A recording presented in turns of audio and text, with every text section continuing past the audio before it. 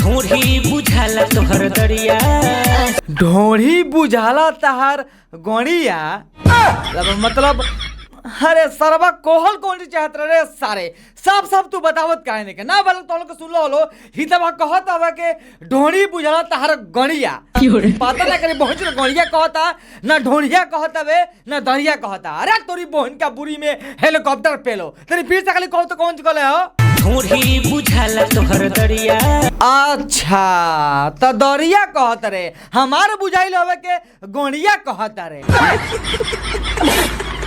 तो का हाल बा भाई लोग। उम्मीद करते हैं कि सबको अच्छा हो बोलो और हमेशा अच्छा रहे के चाहिए। तो भाई लोग आज हम बात कर रहे बानी भोजपुरी के ऐसा सिंगर के बारे में जो कुल के गाना सुनला के बाद तो हम लोग के बस माई बन के गाड़ी दे बोलो माई बन के गाड़ी के अलावा तो हम लोग कुछ ना दे बोलो। तो भाई लोग यही से कहते नहीं ये वीडियो का शुरू से अंत तक तो हम लोग के देखे लो कैसे आज की वीडियो में कुछ ज्यादा ही मजा वाला बा। भाई लोग लिटरली कहते नहीं तो हम लोग की वीडियो का शुरू से अंत तक देख ले बोलो नू तो सब जितना सिंगर का आज हम रोस्ट करे ला बनी नू सब गुणों के तो हम लोग का माई बन के करिए बोलो ना कि के तो हम लोग के इज्जत करा बोलो। तो प्लीज अपना कान में ईयरफोन लगा लो कहीं से हम लोग के चाहते के हमारे साथ साथ तो लोग के गांड पड़ी खून निकलो हमारे साथ तो लोग कान पड़ी खून निकलो। तो प्लीज अपना कान में ईयरफोन लगा लो स्टार्ट करें आज के वीडियो। ढोढ़ी बुझाला तोहर दरिया, अब देख तोरी बहन के बुरी में चमका तरफ पेलो जौन चिगावे के बाबे क्लियर गाओ अगर हमरा ठीक से समझ में ना आइलू तो माई या बहन एक साथ करम तोरा के तो ऑलरेडी पता हुई कि हम कैसन का टाइप के इंसान हई। यारवा के अपना तू कब दे बुरानी, यारवा के अपना तू कब देबू रानी। अरे सारावा बूढ़ होना पर शादी हरे के जो मन तब तू मांग के खा लेबे ना करी बहन के गाड़ी में घड़ियार पेलो कितना कॉन्फिडेंटली कहत हवे कि यारवा के अपना तू कब देबू रानी। अरे सरव तो नहीं आई के हम झटिया नोच लो तारे बहन चोदो लेवे के ज्यादा मन करता है नहीं ता काम नहीं चला अपन मुंह में गप गप ले लो सरव तू नहीं तब कितना कॉन्फिडेंटली कहत हवे कि यारवा के अपना तू कब देबू रानी। अरे सरवा तो नहीं तोरा माल हिया ना कि कोठा वाली ही है जो मन तब तू पैसा देके मार लेबे। टंगरी उठा लो संवरिया आ उठा के खप खप खप खप पेल दे।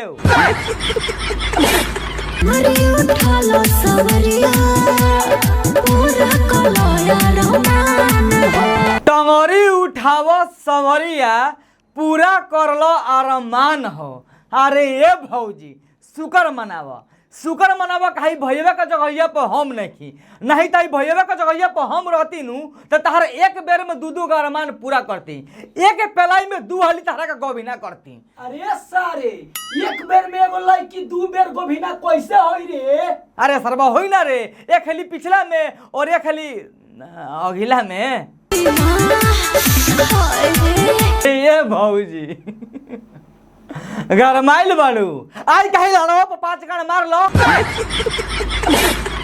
तहार बहन का बुरी में कमंडल पेलो। हम झलब परेशानी हो तू तो कटबू जानी हो। मतलब भाई लोग सोचे वाला बात में यार सरवा हम तो बस आज तक ये सुन ले बानी कि एगो हस्बैंड जोन बाबे तो अपन वाइफ के पेलत परेशान कर देलसन। प्यार करत चाहे कोनो ऐसा का उठपटांग काम करलसन कि ओकनी के वाइफ ओकर परेशान हो जाले या कोनो बॉयफ्रेंड बा अपन गर्लफ्रेंड का परेशान कर देलसन उ झगड़ा करके चाहे कुछ भी करके। लेकिन ई हितवा कौन चीज कहत हवे कि हम तो झेलम परेशानी हो तू तो कटबू चानी हो। काहे रे सारावा भौजी के तू पेलबे ना भौजी अपन चूचिया तोर गोड़िया में पेली के तोर परेशानी होई रे हितावा। डोलिया में बैठ के चल जाइबू। अरे सारे भैयावा भौजी डोली में बैठ के जाई के ना जाई उ बात अलग बाबे लेकिन सारावा तू ई कौन सी करत रे जो बना पियो से अब मलबईबू। अच्छा तो सर शादी के बाद भौजी अपन जोबना अपन मरद से नाम मलवाई तो का तोर बड़का बाबू से मलवाई रे तोरी बहन का बुरी में हेलीकॉप्टर पेलो। जोबना पियो से हाँ रे सारे कैमरामैन हटाओ इस सलवा की वीडियो हटाओ। रोजे दबाइला हो कस के हम तारा ही 16 बरस के। अच्छा तो जब तू 16 बरिस के रहलू तो भैया से दबुएले रहलू ना तब भौजी देखो तू अगर दबुएले ओखबू तो मरबैले हूँ ओखबू 100% बाबू के तू मरबैले ओखबू तो तोप झाप के बात मत कह हमरा लगे जोन कहे के बाद डायरेक्टली कह नहीं तो पेलम कस के भगबू हंस के। अरे अरौ लटकाई तू दिहलो दुनु जो बन तोर भुजा लेखा। वाह वाह वाह वाह वाह वाह वाह का गाना बाबे तोरी माई के चलो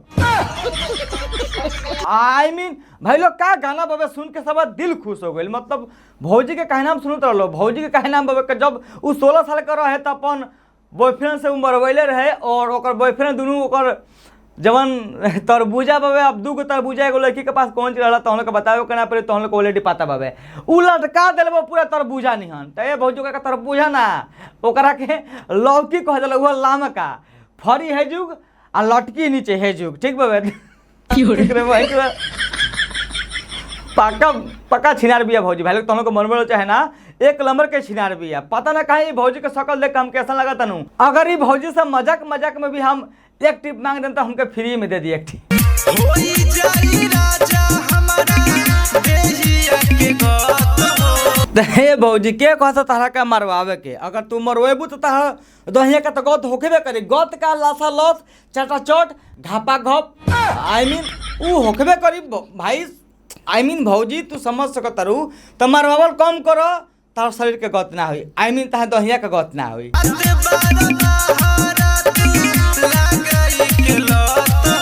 अच्छा तो तहार जौन भतार बड़न तहरा का लत लगा के वो बाहर जात रहन ना भाई लोग लिटरली कहते नहीं बहुत दुख के बात बाबे एगो काम करो भौजी तू हमरा सा काज के बात पेलवई है आई मीन कहे तार भतार बढ़ जाता बे हो उस सब को रोक के रखो नहीं तो लत लगल बहुत खराब चीज़ है भाई लोग जी तहनी लोग का पता हुई और हमारे जितना भी आई मीन जितना भी हमारे सब्सक्राइबर बढ़ा लो झूठ मत बोलिए लो भाई लोग 100 आदमी में से भाई लोग 95 गुणों का गर्लफ्रेंड होके सन भाई झूठ मत बोलिए लो ठीक भावे तो समझ सकत रहो कोनो भी गर्लफ्रेंड भी ओकरा के एक बार तुम लोग किस कर दिले बड़ा लो चाहे एक बार समझ कर दबा दिले बड़ा लो चाहे दे दिले बड़ा लो एक बार ओकरा बाद वो लड़की के लत लाग गई या तहनी लोग को लत लाग जाला ठीक लाग गई कि हाँ भाई एक बार मिलल बता कहे ना के दूहले जाकर ओकरा का मारी तो भौजी के तकलीफ तबा भाई लोग वही से भौजी से हम कह दिन है कि देखा भौजी तार भतार तारा का लत लगा के जात रहना बहरी तो तू हमरा लगे आ जा आ नहीं तो हमारे बड़का बबू के लगे चल जा आई मीन ना बड़का बबू के झाट पाक गइल बाबा तू हमरा लगे आ जा